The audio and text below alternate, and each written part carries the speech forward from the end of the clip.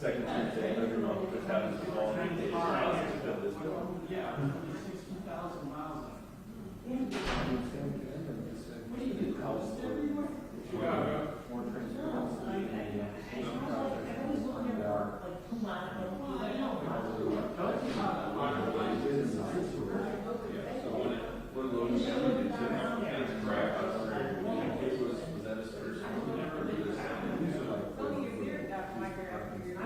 They're the ones that my uncle, he was discharged on a serious. Like the injections that we do, this guy was discharged. I think what he saw, that's always like, yeah, that's the song. I can't remember. Well, he was serious events and it was, well, my grandma was holding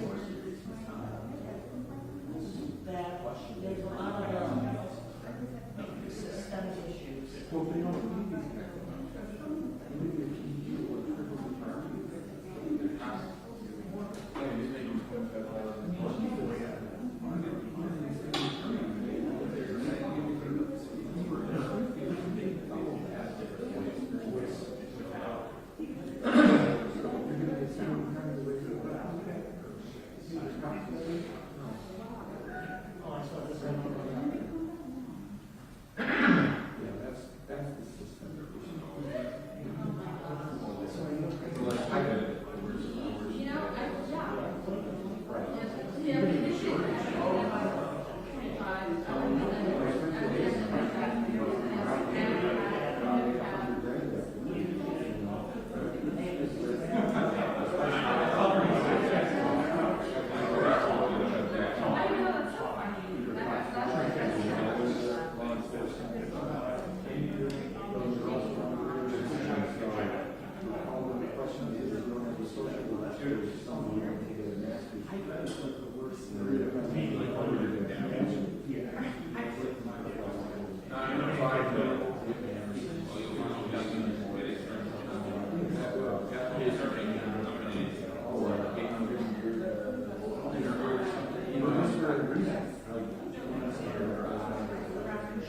to deal with. I'm not saying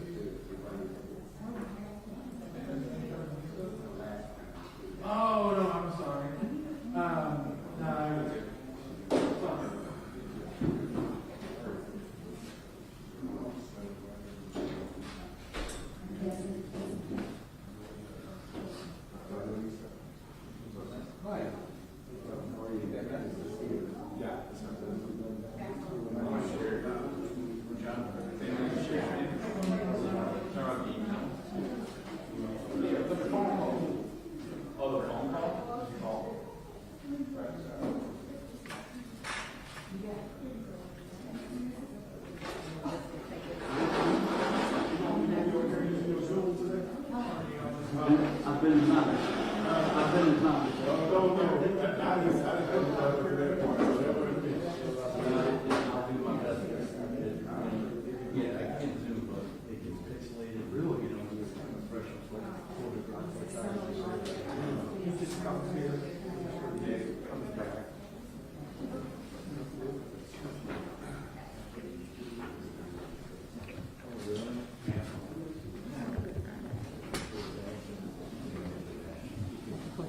Yeah, I got it.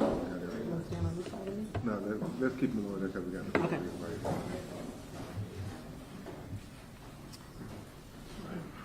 Good morning.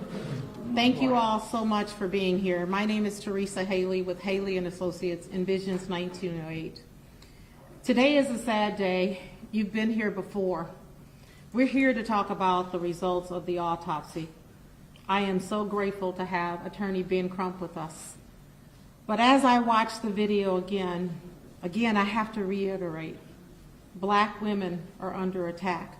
We fear for our lives as well. Again, we used to tell our sons, our husbands, our nephews, the men in our lives to be careful and what to do when you're stopped by the police. Now we have to tell ourselves, our daughters, our mothers, our sisters, our cousins.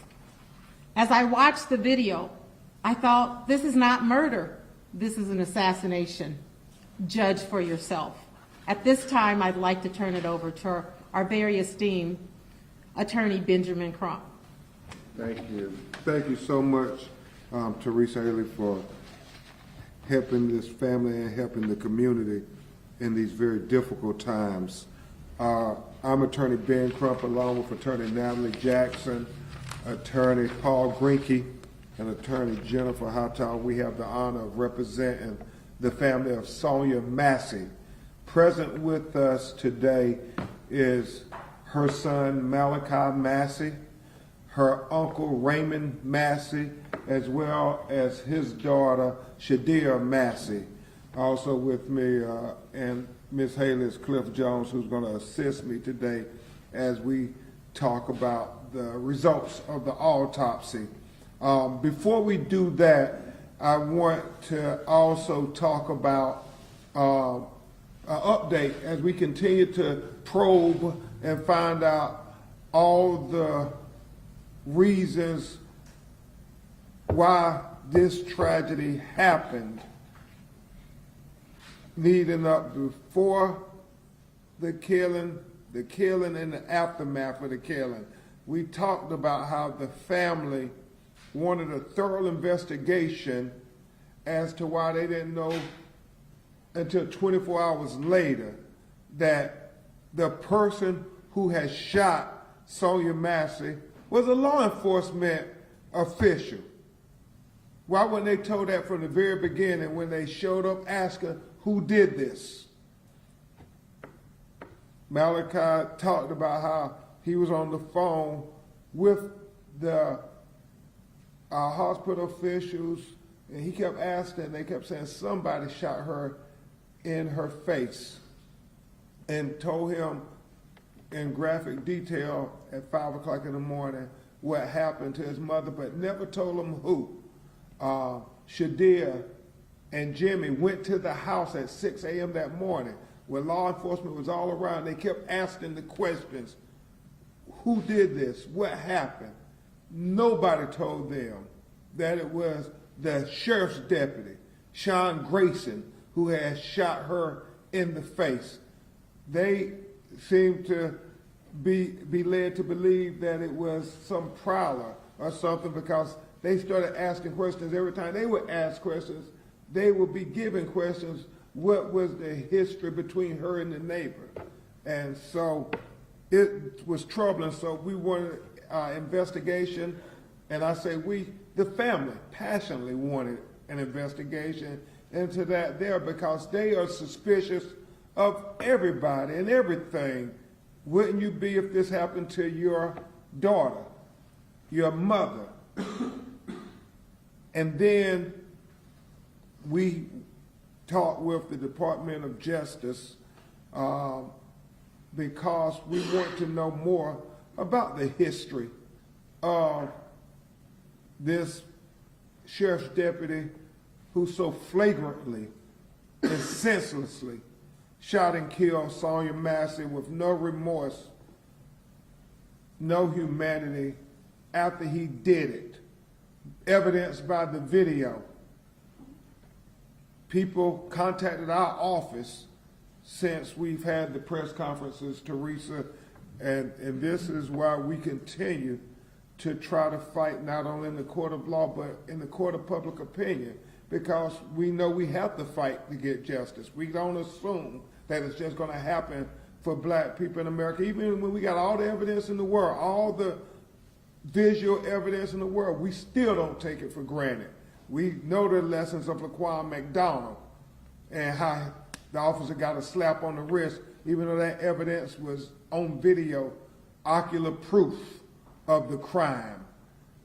And we have been made aware that there were unsubstantiated allegations of excessive force by this officer allegedly on 2 occasions.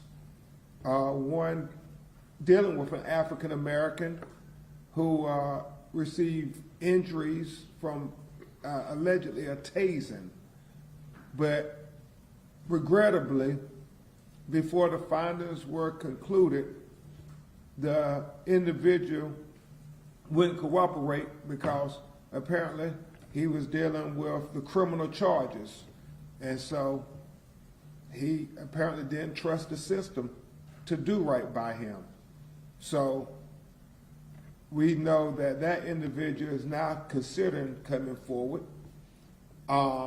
Even though you have to understand, a lot of people, a lot of minorities in America don't come forward for many reasons.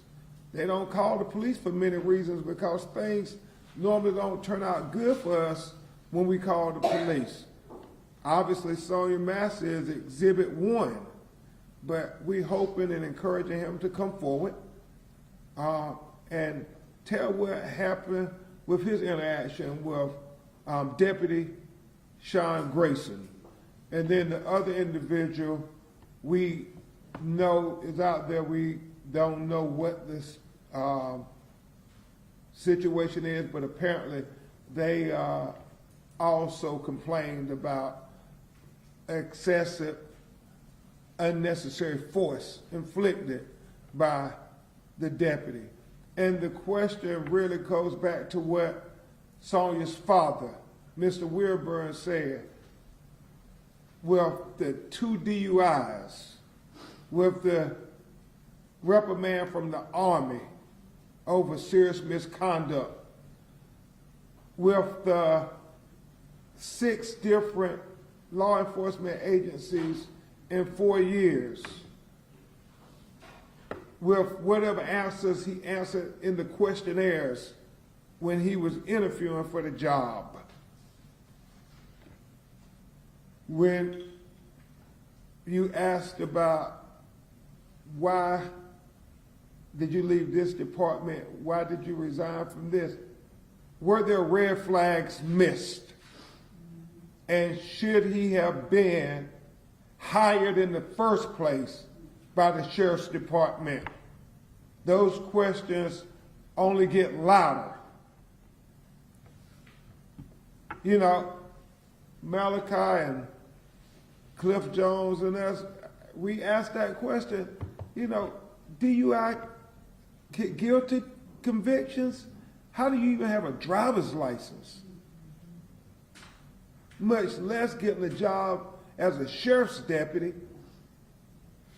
Many questions to be answered, and so we will be sending the formal letter to the Department of Justice with those things that we have been made aware of, and they have promised the family that they will work with the local agencies and they will try to get answers to all of these allegations of other instances of excessive force.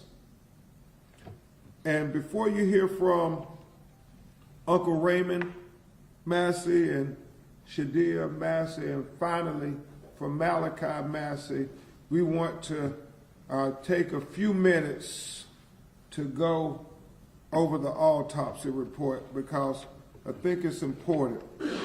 And Teresa, I'll tell you when to turn it over. And you all, I want to thank State Attorney John Heiser for making sure he got the autopsy to the family for transparency and that he's providing it to you all. Even though the family takes great exception with the Sheriff's Department, they have been very grateful that Mr. Heiser's office has tried to be very transparent and very respectful to them as victims. And so he made sure that this autopsy report was released, and it should give you a lot of the things, answer a lot of the questions that you all asked previously. The biggest thing on the autopsy are the findings, and we will go through those. The conclusion is based on the information available to me and on the autopsy findings. It is my opinion that Sonya Massey, a 36-year-old black woman, died as a result of a gunshot wound to the head. And then it goes on to in more detail. And it says the gunshot wound of the head, A, the entrance was beneath the left eye. The injury, proliferation of the left internal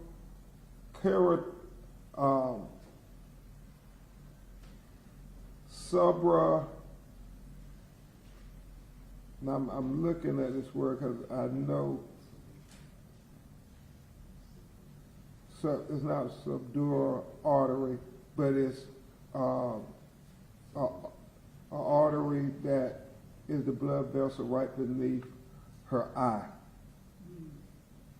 The exit, posterior left surface of the upper neck. Associated injuries, skull fracture, subdural hemorrhaging. Direction, front to back, downward and slightly right to left.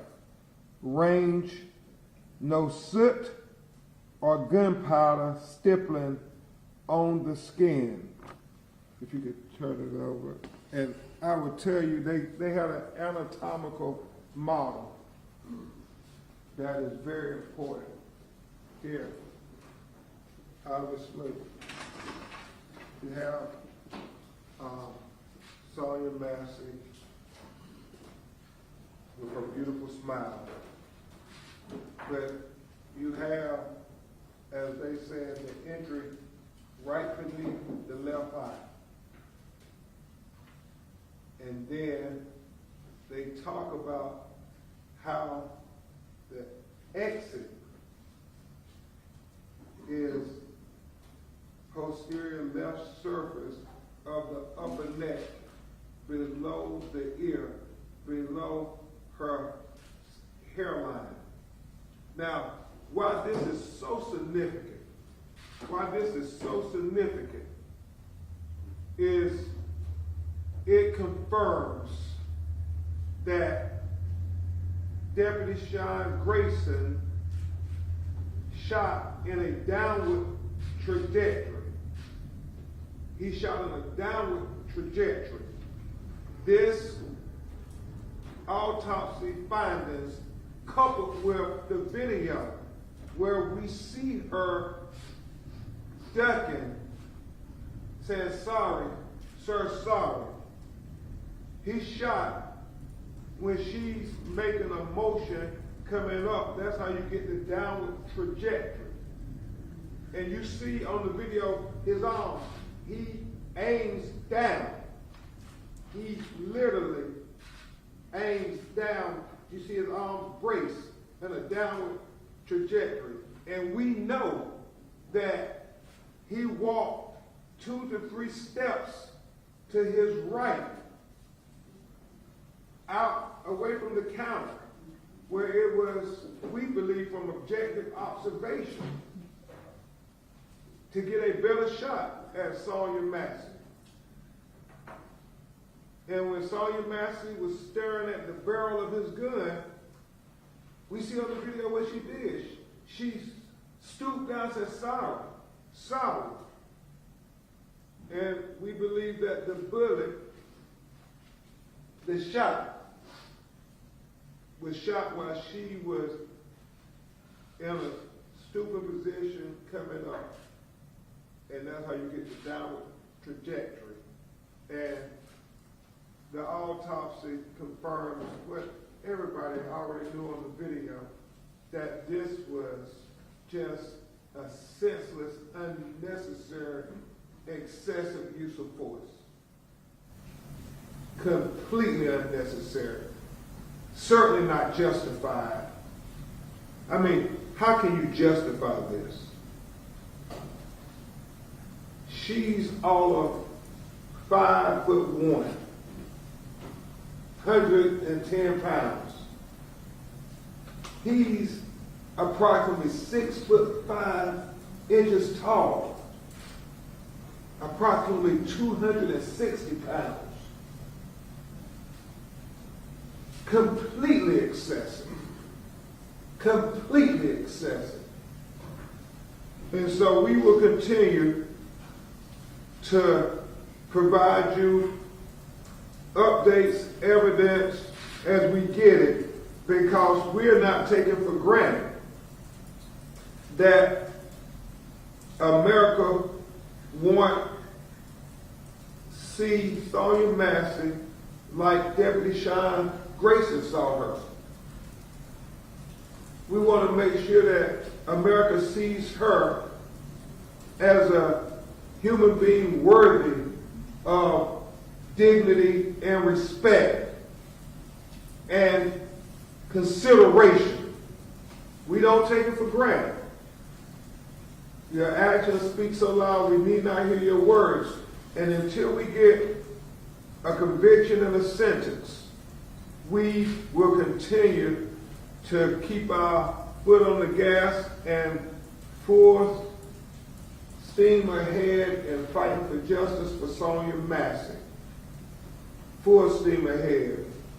We understand far too often, especially as it relates to black women in America, there's not equal justice. There's not equal justice. And just like Sonya Massey said, and I continue to use her words, until this discriminatory criminal justice system gives full justice for the death of Sonya Massey, we rebuke you in the name of Jesus. Yes. Justice for Sonya Massey. Justice for Sonya Massey. Justice for Sonya Massey. Justice for Sonya Massey. Yes. At this time, you will hear from Uncle Raymond Massey. Mr. Wilburn, her father, and Miss Donna, her mother, couldn't be with us today. And I really appreciate Malachi being here. This is very emotional, even seeing these pictures, even though he hasn't been able to watch the video, because that's his mom, and you can't. Who wants to see their mother get killed like an animal? But even this was emotional for him, but he understood why we have to do it so we can get justice for his mother. So we're going to hear from Raymond Massey, and he's going to talk to you about the families continuing to struggle in these difficult times as they fight for justice. And then you will have his daughter talk to you. Mr. Raymond? Thank you. I wanted to tell you that I loved Sonya very much. She was a beautiful black queen. She is the only family member that me and my wife was talking last night about I've never once seen her angry or mad. She was always full of love, and she loved her kids and God. I call my sister Donna, Malachi, Summer, and their parents daily. And it hurts me so bad that the last time I spoke with Malachi, he had told me he finally got a little rest, and that was just the day before yesterday. And I can tell you that his sister is having nightmares to the point where we have to check the room. That just makes me so angry to see my family hurt as they do. It was so hard. It's hard for me to see my daughter and my nephew had to go in the house and clean up blood. And that just hurts me to see my family hurt. And after what Attorney Crump had talked about the autopsy, that is exactly why he needs to be prosecuted to the fullest extent of the law. Exactly. Exactly. Thank you, Mr. Massey. Thank you very much, Mr. Massey. Now you will hear from Sonya Massey, who is her first cousin, Raymond's daughter, and even though she has 3 other sisters, she was raised with Sonya, and they were like sisters. And Sonya was the first family member to arrive at the scene, and obviously the emotion of seeing your sister, blood everywhere, and how she tried to clean the blood up. So Malachi and Summer, her children, wouldn't have to see their mother's blood when they came in the house to get their clothes. So Sonya Massey was trying to speak to you from the heart. Hello. Sonya meant the world to me. I loved her so much. This tragedy has been too much on my family. Her kids, her daughter cannot sleep at night, y'all. She's in one household, I'm in another household. For her to go to the bathroom, she has to be on FaceTime with me. For her to get a drink of water, she has to call us before she get out of her bed. You know, this is the hardest thing that we have ever been through as a Massey. It just breaks my heart that our family has to go through this.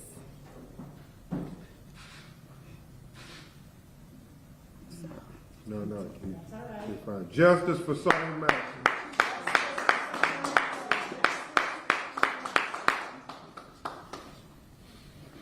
And finally, you'll hear from Malachi, who was the first one notified that his mother had been killed. And just as he explained to us what they told him, you see, was defined as an autopsy. So, Malachi, if you would share what you on your heart. Okay. Well, you know that they told me that my mom, you know, she got shot in her eye and it came out her neck or whatever. And I don't know, like, I haven't been able to sleep for real. The only time I really feel comfortable sleeping is when I'm, like, just on the floor. I can't even sleep in my bed. Like, I don't know, like, this is just, I really don't have words. Like I've been said, I don't have words for real for this. But the first night I don't go to my mother's house, this happens. How? Why? And I wonder if I was there, if he would have did anything to me. I don't know. For real. That's all I can say. You and your sister staying with Uncle Raymond? She lives with her father. I live with my father. And I will say this, up until just a few weeks, Malachi and Summer were staying with their mother. She was having mental illnesses, and they made the decision it was best that they stay with their father while she seeks help. And, but both of them were going every day to check on their mother, be with their mother. And the first time I talked to Malachi, he was so distraught because he said, because I was working, this was the first day I didn't get to her, and this happens. And then the only other thing, Malachi, you may want to tell them is you think law enforcement came there earlier that day. Okay, it was an incident that happened earlier that day, and I talked to 2 officers or whatever, and I believe that it's the same officer that shot my mother. I talked to his partner first, then the second officer, that's the one that I think the one that did that. I talked to them, and they told me that because she was driving herself to the hospital or something. She wasn't even at the house when this was going on, but she was driving herself to the hospital. They told me that they were going to go there to help her, and then this happens. So she was seeking help because she was trying to get help. And it's like Mr. Wilgorn said, she was trying to get help. She needed a helping hand, not a bullet to the face. That's right. She just needed those officers to extend an ounce of humanity, not to kill her. And like we said, mental illness is real. You all may have family members who are struggling with their mental health.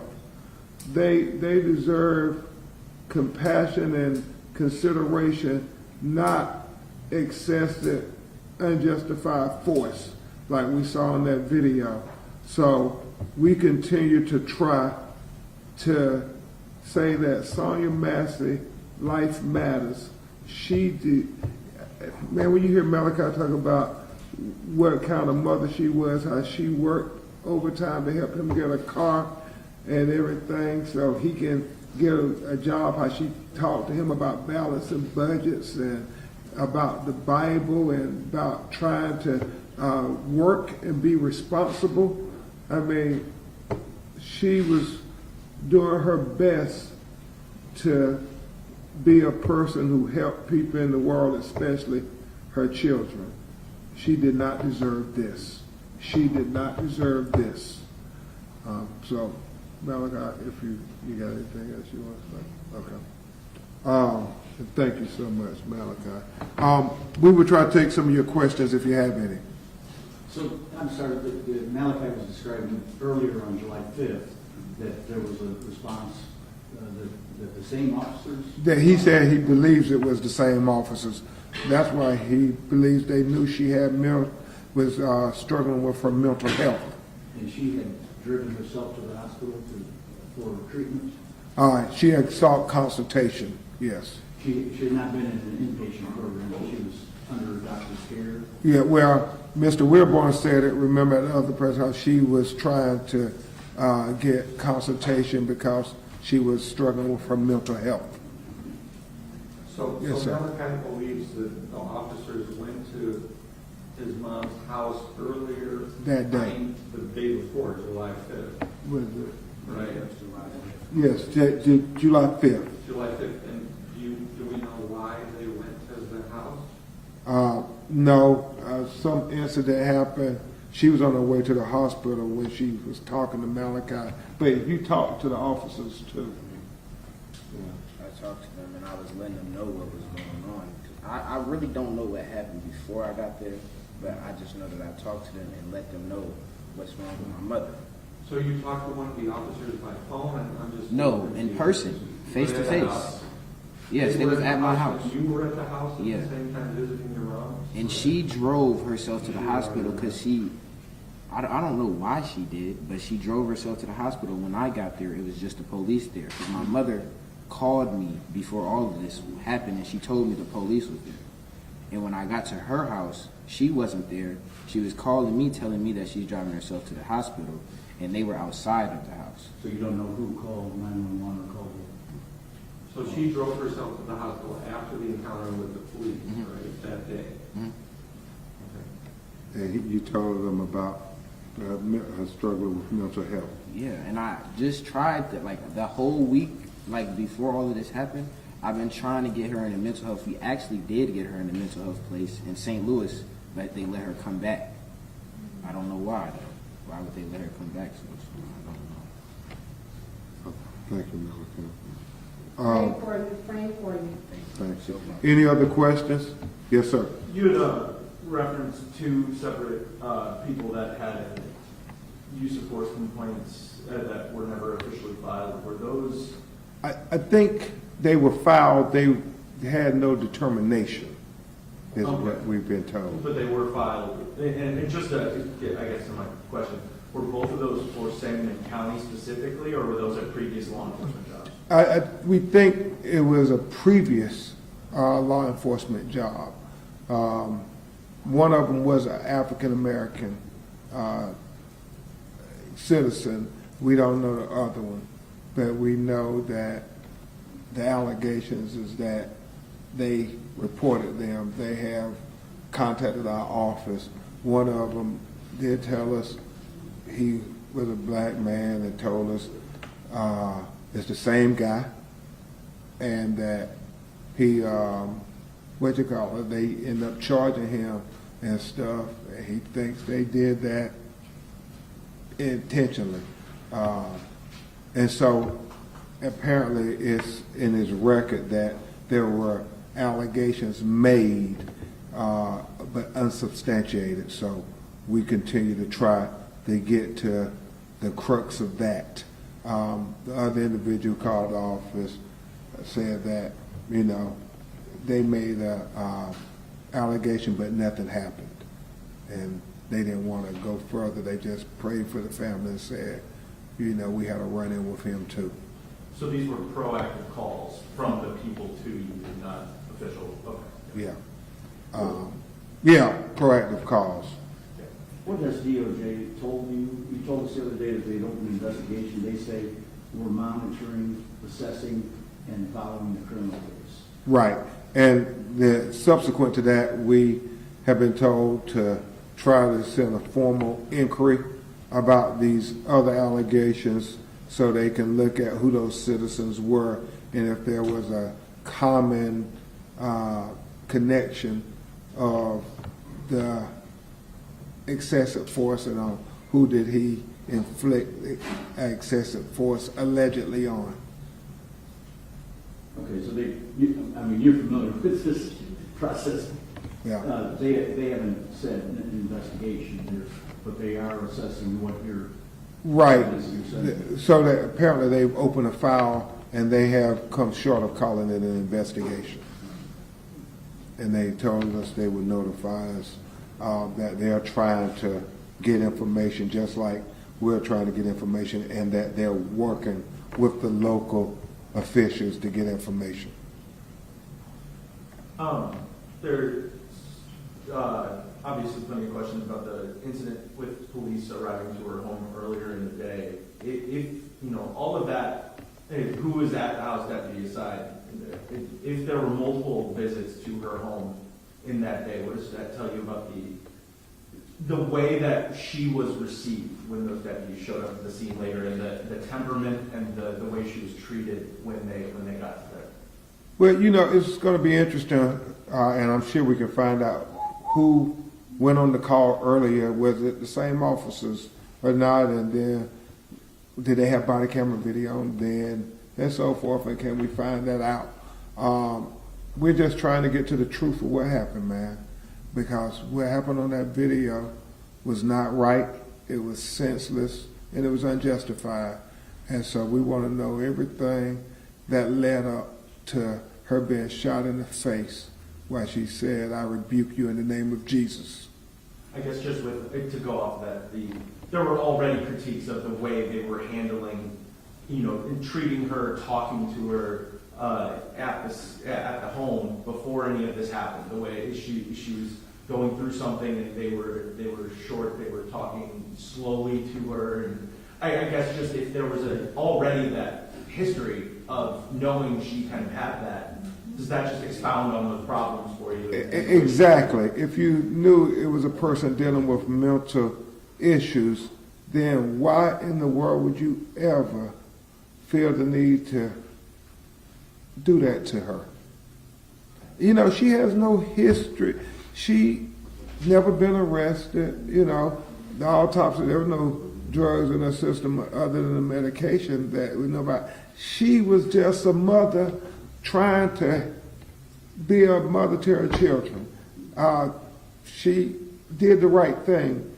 She had them go live with their fathers and so forth while she was trying to get mental health. She was trying to do everything right.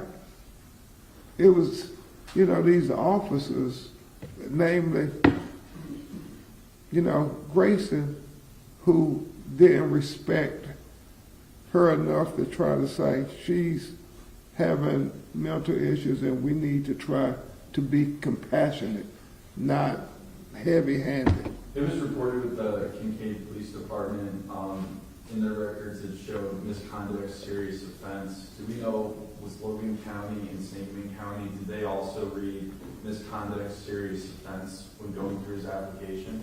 I would assume so if they were being prudent. You know, you don't just hire somebody willy-nilly and you're going to give them a gun and a badge and say you get to go interact with the public. That's what Mr. Wilborn keeps saying. Why did he even have a job as a sheriff's deputy after those red flags? Exactly.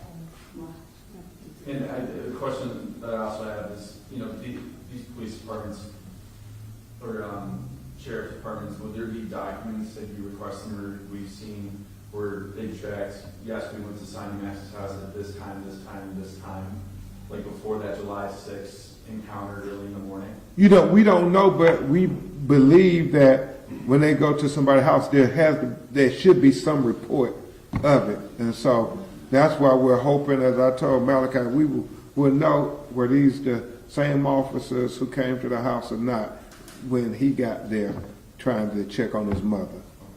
Yes, sir.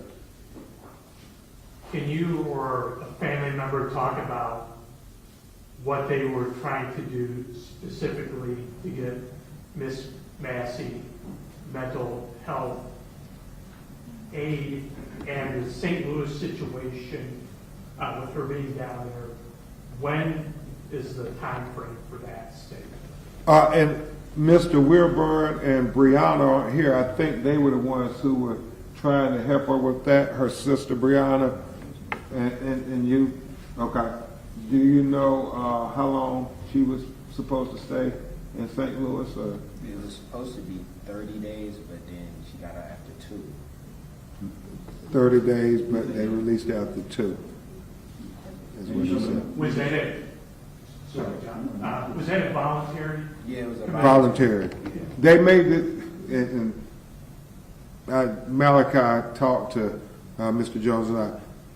The reason his sister and he were not staying at his mother's house anymore was because she was going to be at the mental health facility in St. Louis. And yes. Do you know the name of the facility? It's Grand Prairie or something, or I don't know. That's all right. No, it doesn't matter. We'll get it. Yes, sir. Do you have a Yes. reason for why, even though she was supposed to be there for 30 days, they released her after 2 days? He said he doesn't know. Yes, ma'am. Do you know where she was driving to on the weapon? Like which facility? St. John's Hospital. Any other questions? It underscores that mental health is real, and we need to understand that people who are trying to get help need us to be considerate of their efforts to try to better themselves. And apparently, she was trying, y'all. She was trying. And so, we will continue to try for Sonya Massey. We will continue to fight for her to get justice, full justice. And we keep saying that word, full justice, because her son and her daughter and their family deserve full justice. We will keep you updated. We know that on Sunday, there's been a national call for mourning for Sonya Massey and over 25 cities. Tamika Mallory and Until Freedom, a civic engagement organization, has set it up, and they're having rallies in New York, Washington, D.C., St. Louis, Los Angeles, all around the country for Sonya Massey. We know that Reverend Al Sharpton and clergy are in Chicago on Tuesday at 6 p.m. having a rally for justice for Sonya Massey. And we know that congressional members as well as the vice president are constantly praying for the family and also seeking to talk with her family in the days to come. We've talked to about 3 congressional members so far, and I know Vice President Harris is trying to set up a time to talk with the family of Sonya Massey. Mr. Crump, what's that agency that's putting these rallies together? It's a couple of them. It's National Action Network, Until Freedom, National Action Network, the NAACP, all the civil rights organizations. Say Her Name, based out of Los Angeles, black women who have been killed by police violence, like Sandra Bland, like Atiana Jefferson, like Pamela Turner, like Breonna Taylor, and the list goes on and on. Is the Massey family planning on attending the rally in Chicago with Reverend Al Sharpton? Yes, they are. Okay. Thank you all. Thank you. And you can get the autopsy by the press at bencrump.com if you haven't gotten it from State Attorney John Muirhausen yet. Or they can take a picture. We can leave it for a few minutes. I'll get it. Thank you.